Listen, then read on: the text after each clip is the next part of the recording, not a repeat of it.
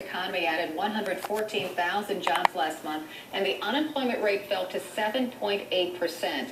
The manufacturing, a sector hit hard during the recession, is contributing to that number. It's slowly making a comeback. Manufacturing accounted for 16% of new U.S. jobs for the first 7 months of the year, nearly double the sector's share of the total labor force, which is 9%. One company doing its part to create manufacturing jobs is Wieland Designs, which makes furniture for several industries, including healthcare and automotive. Let's bring in our Ted Rowlands. He's at the Wieland's headquarters in Goshen, Indiana. Good morning, Ted. Good morning, Carol. And this is in Elkhart County, Indiana, which got hammered by the recession. Unemployment here was about 18.5% at its worst. It's come down to about 8%. The problem now is finding workers here at Wieland. They've added about 70 workers over the past year. This is Kip Wieland, CEO.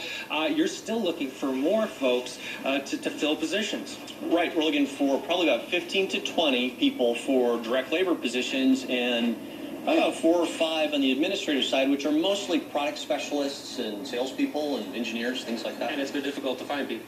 It's been difficult all over this county. It has been difficult. You would think, though, Carol, these are jobs that pay between $11 and $15 an hour, full benefits. There's an 8% unemployment rate here. Why aren't people beating the door down here? Well, Jacqueline Burton is with a staffing company that she has started called Specialized Staffing Solutions. And Jacqueline, it's very interesting. One of the hurdles here is you have people that are on long-term unemployment that simply don't want to go back to work.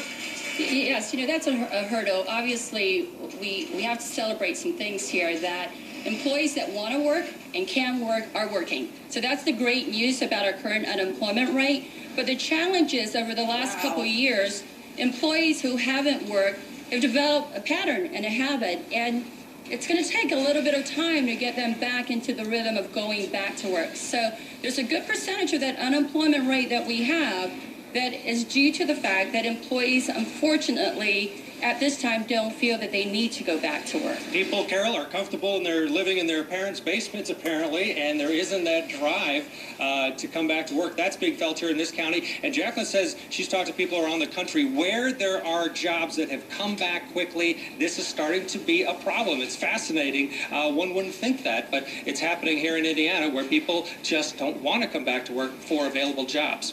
That flies in the face of like what you think about hardworking Americans. I mean, we're among the hardest working people in the world.